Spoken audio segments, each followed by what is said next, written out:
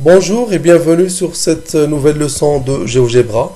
Aujourd'hui, nous allons voir comment tracer et manipuler des vecteurs sur GeoGebra. Alors, pour tracer un vecteur sur GeoGebra, c'est simple, il suffit d'utiliser la commande vecteur, de marquer premièrement l'origine du vecteur, ensuite son extrémité. Et vous obtenez un vecteur d'origine A et d'extrémité B. Nous allons voir maintenant comment tracer un vecteur collinéaire à U. C'est-à-dire qu'il s'écrit sous la forme d'un scalaire fois U. C'est-à-dire qu'il s'écrit sous la forme alpha fois U. Exemple 2 fois U, 3 fois U, etc. Alors, on introduit un scalaire alpha.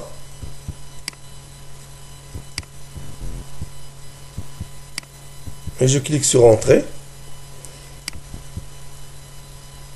Je clique sur Créer curseur. Et je tape ici le nom du nouveau vecteur, V égale alpha. Je vais marquer alpha, étoile, U. Et je fais Entrée. Et voici le alpha fois U. Regardez quand on déplace le curseur. Pardon.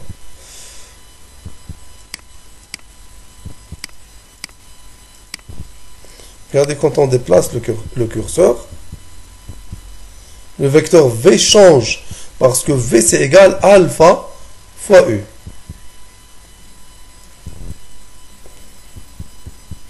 Nous allons voir comment tracer ce vecteur-là sur la même droite support du vecteur U, sur la droite AB.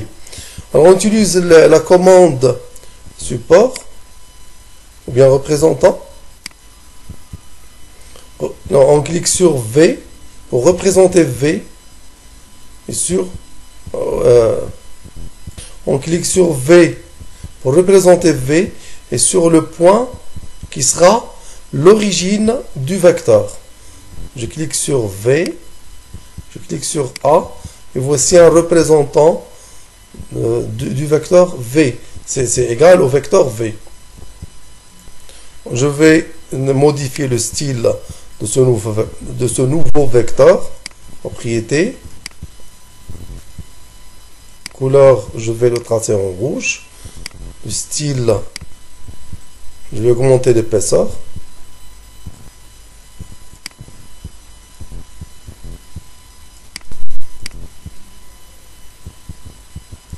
Regardez, je peux maintenant animer le schéma, ou bien les vecteurs. Et je peux utiliser une animation automatique. Je fais bouton droit, animer. Regardez.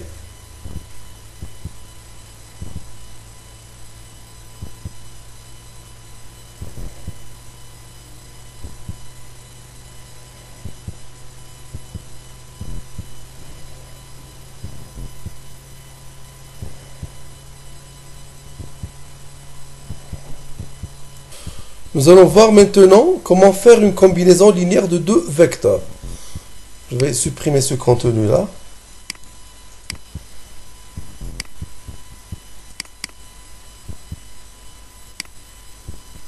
Nous allons tracer deux vecteurs, U et V, et nous allons tracer ensuite le vecteur combinaison linéaire alpha U plus bêta V. Alors je dois introduire le deuxième scalaire bêta. Et je peux déplacer ces curseurs-là. Regardez, ça ne se déplace pas, mais j'utilise bouton droit. Je décoche objet fixe pour que l'objet ne soit pas fixe. Je peux le déplacer. Je fais la même chose pour le premier objet, afin de pouvoir les déplacer librement. Alors, je trace maintenant deux vecteurs.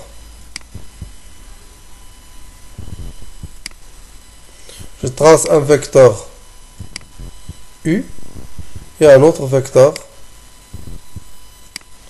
V.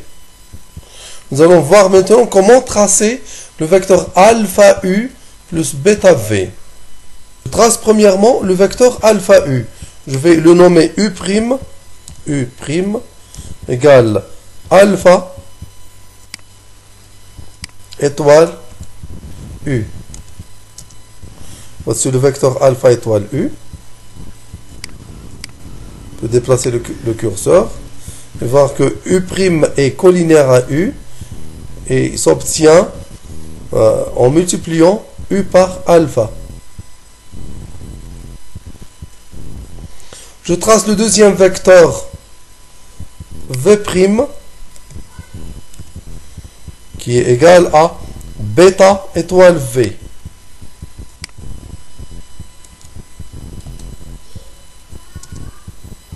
Voici le vecteur V' qui est égal bêta étoile V.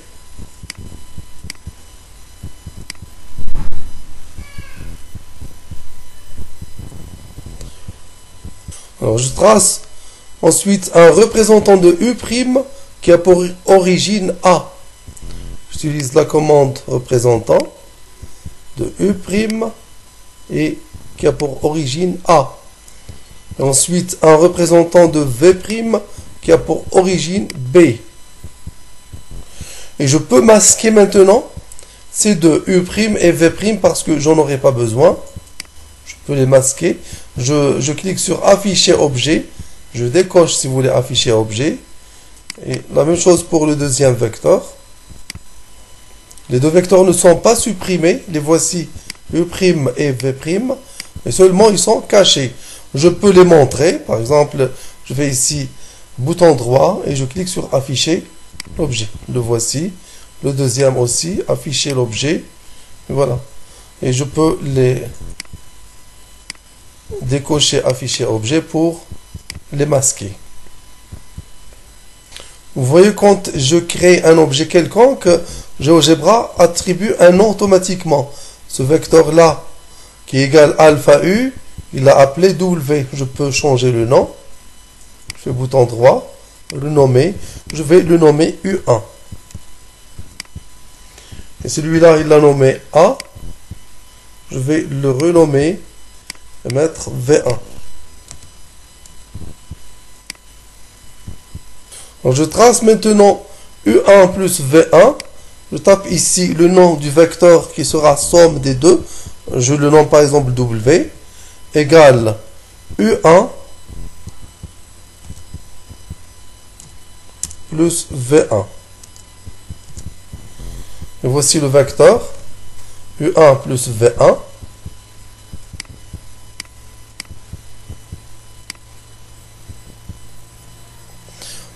Je peux utiliser un représentant de ce vecteur, un autre représentant qui a pour origine A.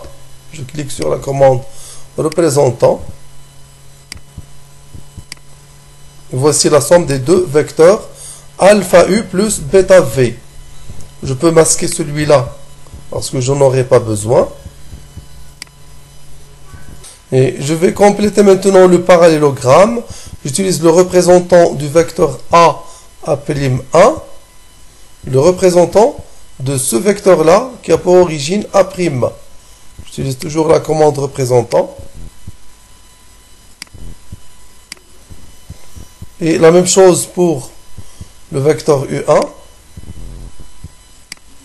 Et je complète maintenant le parallélogramme. Et le vecteur qu'on obtient ici, c'est le vecteur U1 plus V1. Je peux animer le schéma.